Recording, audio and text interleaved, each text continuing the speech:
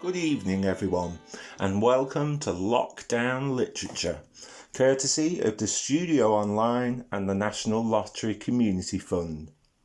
You are about to listen to a selection of audio stories gathered together during the COVID-19 lockdown from both the adults and children's write-on sessions. So relax, settle back, and enjoy a selection of writing from some of the finest creative minds at the studio. The Perfume Lover by Stephen Dignall. I'm sitting on my hilltop balcony in Saint-Tropez, sipping my Napoleon brandy whilst watching the sunset over the Mediterranean. I often think back to those dark days in London, doing the same old job, day in, day out. Any chance I had of promotion had long since gone.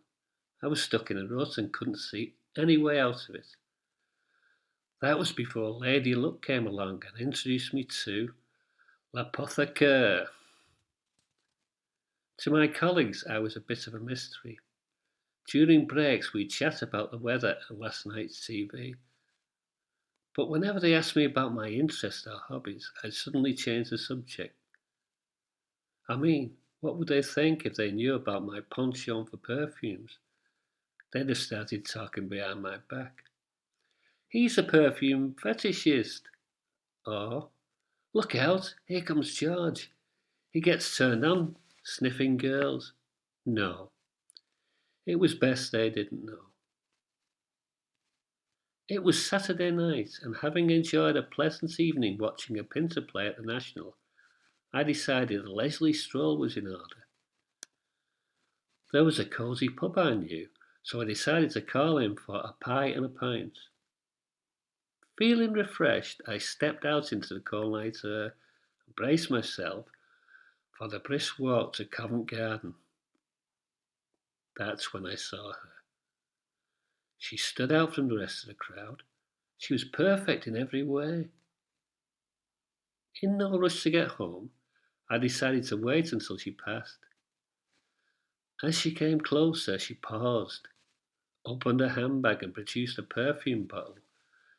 She dabbed some behind her ears, then continued walking in my direction. She's either an upper-class lady or a fashion model, I thought. Whichever she was, she definitely used class. That's when I caught the smell of her perfume. It was like a fragrant bombshell. I regard myself as something of a connoisseur where perfumes are concerned, but the identity of this one eluded me. Channel 5? No. Black Opium? No. J'adore? Perhaps. I was at a loss to identify this strangely compelling scent. Using my tried and trusted skills of detection, I attempted to break it down into its component parts. Damask rose? Maybe. A hint of musk? Possibly. But I couldn't be certain. For one fleeting moment, I caught the trace of citrus. Then it was gone. Exasperated, I had to face the truth. For the first time in my life, my trusty nose had failed me. Pride dented and my curiosity aroused. On a crazy impulse, I decided to follow her. What I hoped to achieve was anyone's guess. At this point, I should have said, C'est la vie, and continued on my way, but I was too stubborn to admit defeat. Desperate to discover the source of this mysterious fragrance, having time to spare and ensuring I kept my distance, I began to follow. When she reached the junction of Neal Street and Short's Garden, she turned left. When I reached the corner, I saw her vanishing into a crowd of people pouring out of a cinema. Not wanting to lose sight of her, I forced my way through the throng just in time to see her turn down a narrow passageway. A mist was forming, making it difficult to maintain a discreet distance. Then she was gone. Throwing caution to the wind, I broke cover and raced ahead just in time to see her entering an ancient shop. The sign above read, Ye Old Apothecary. I peered through the window, but it was too gloomy to see inside. I pushed open the door and walked in. A frail, sallow-faced man in his mid-60s was stood behind the counter, talking to my objective. He was wearing a collar and tie under a brown storekeeper's coat. Neither appeared to notice, as I pretended to look round the shop. The shelves were lined with ancient jars with names like bishop's wort, wormwood, helenium, crosswood, and hollow leek. It appeared I'd arrived in the middle of a heated argument. The lady was clutching a small purple bottle and pleading with the old man. Please let me have some more. I'll give you anything you want. Sorry, miss. You know the rules. Regular customers first, then whatever remains is sold in the shop on a first come, first served basis. Ever since I bought this perfume, I've kept returning, hoping to buy some more, but you never have any to spare. One of the ingredients is very rare. It's only found in remote areas of the Amazon. This means I'm only able to create my perfume once I've managed to obtain it. Even then, there's barely enough to fill more than a couple of dozen bottles at a time. Most of these are reserved for my oldest and most loyal customers. But I'm a last loyal customer, she pleaded. Sorry, miss, but that's the best I can do. Now, if you don't mind, I have a customer waiting. I watched her leave, then went to the counter. Can I help you, sir? He asked. You know that perfume the young lady was holding? I politely asked. I wondered if you could possibly sell me a bottle. I think you probably know the answer, he said. I'm a connoisseur of fine fragrances, I continued. I've never smelt one as delicate or aromatic as that one. What's it called? It doesn't have a name, doesn't need one. It speaks for itself. Would it be possible for me to have a tiny, tiny sample? It's my girlfriend's birthday next week, and I want to give her something special. Once again, the answer is no.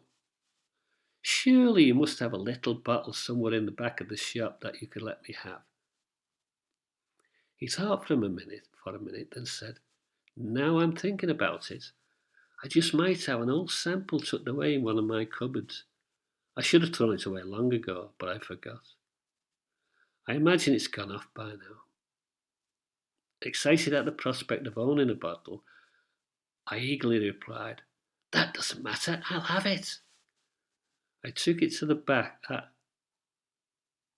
I'll look in the back and see if I can find it for you. I waited patiently, and when he finally returned, he was holding the precious bottle. My eyes lit up. I'll take it. How much do you want for it? As I said, it's probably gone off by now, so you might as well have it for nothing. Unable to contain my excitement, I snatched the precious fluid from his hand. I offered him £20, but he refused. Thanking him profusely, I left, promising I'd return in the future. I took it home, giving it pride of place amongst my collection of rare essences. Longing to relish the moment, I managed to resist the temptation. After my shower, I put on my pyjamas and dressing gown, then carefully removed the precious bottle from the shelf. Curtains drawn, with only the glow of the fire to illuminate the room, I reclined on the sofa, gently fondling the bottle as if it were a phallus, delaying the climactic moment when I had finally removed the stopper and released its aromatic contents.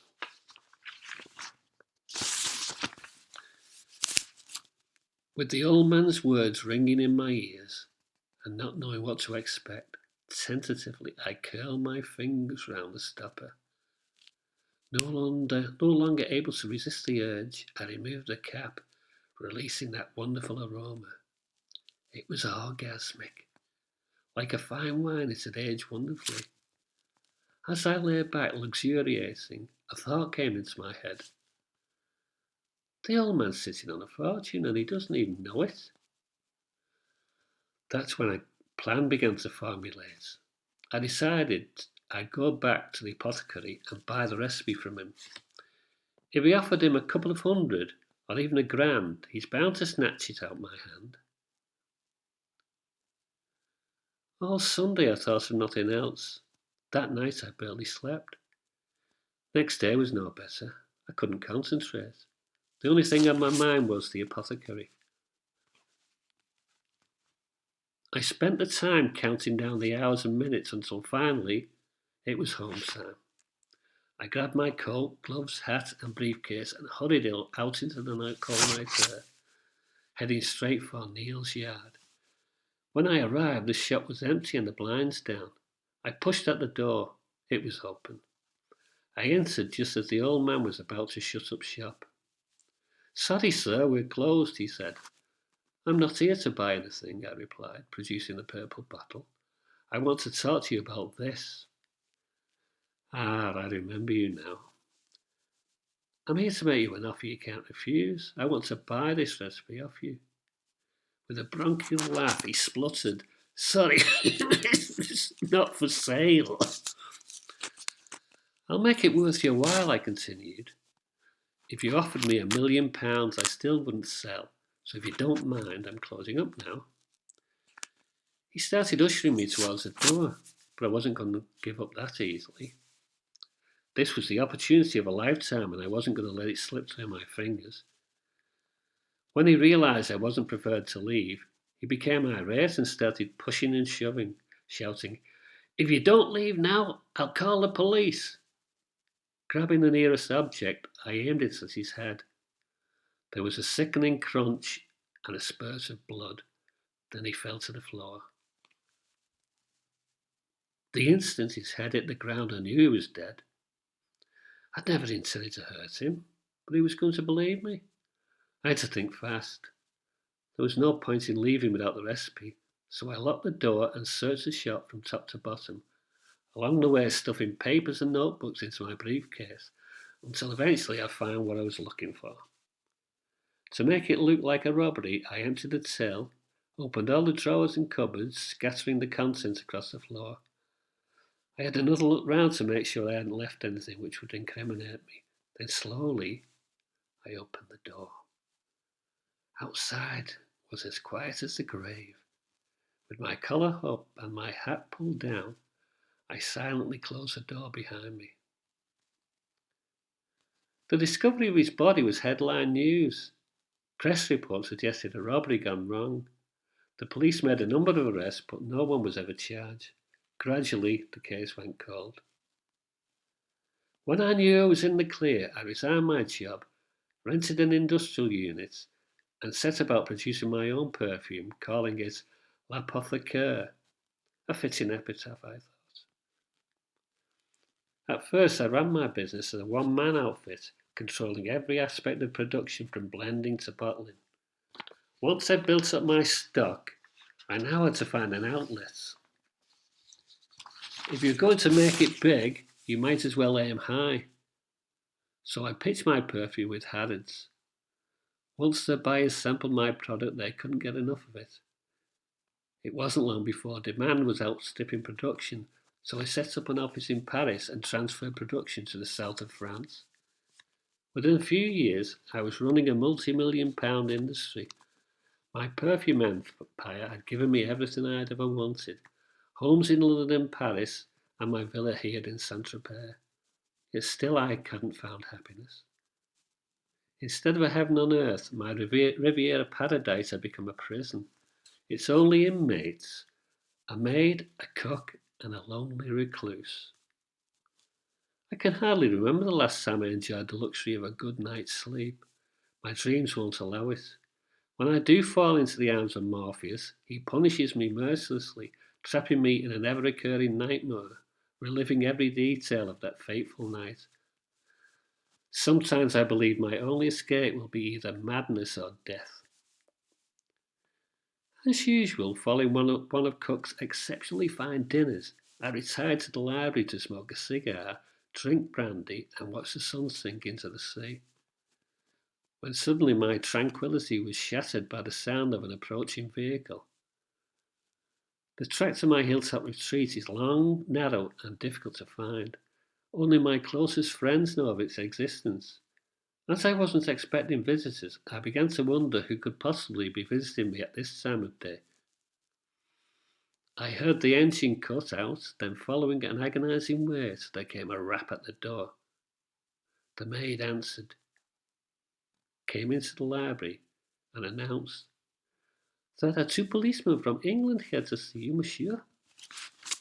Visibly shaken, I said, "Show them in, Monique." They must have a very strong case, or they wouldn't have travelled 3,000 miles to see me. But what new evidence had they found? It couldn't be fingerprints. I was wearing gloves.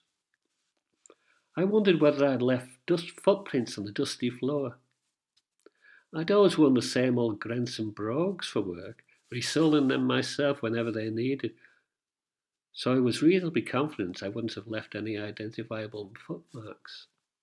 Of course, the girl. Why hadn't I thought of it before? It was obvious. She's bound to have seen me in the shop. When the police appealed for witnesses, she'd have come forward, made a statement, and given them my description. Then it hit me. The photos, those bloody photos. Unbeknown to me, some slimeball paparazzi using a telephoto lens had managed to take pictures of me sitting by the pool. The first thing I knew about it was when they appeared in Vogue magazine, alongside a story charting my rise from rags to riches. Obviously the girl had seen them, recognised me, put two and two together, and reported her suspicions to the police. My train of thought was broken by the clip-clopping of the maid, closely followed by the clumping of size 11s on the marble floor. "Monsieur?" "Yes, Monique." "Two policemen to see you." "Merci beaucoup, Monique." "Are you Mr. George Blake?" asked the first man. "Yes," I replied. "May we sit down?" "Yes, of course," I replied. Raising an empty glass, I asked, "Would you like a drink?" "No, thank you, sir. Not while we're on duty." Let us introduce ourselves. I'm Inspector Murray, and this is Sergeant Baker. We're from Scotland Yard. If you don't mind, I'd like to dispense with formalities and come straight to the point. Evidence has recently emerged suggesting that you may be able to assist us in our ongoing inquiries. "Thank God it's over," I gasped. "I've wanted to tell somebody for a long while." "That's very obliging of you, sir. With your permission, we'd like to take down a statement." I waited while Sergeant Baker took out his notebook, then said, "Where do you want me to start?" "The beginning would be as good a place as any, sir," replied Inspector Murray. I poured my heart out. The lady, the apothecary, the perfume, and finally, the murder. When I finished, I collapsed into the chair and said, "Can't tell you what a relief it is to finally get it off my chest." There was a long, uneasy silence as they looked at each other, seemingly unable to take in the magnitude of what had just been revealed. Finally, Inspector Murray said, "I think we may be at cross purposes, Mr. Blake. We're actually here to question you regarding alleged financial irregularities in the London offices of your perfumery business." The end.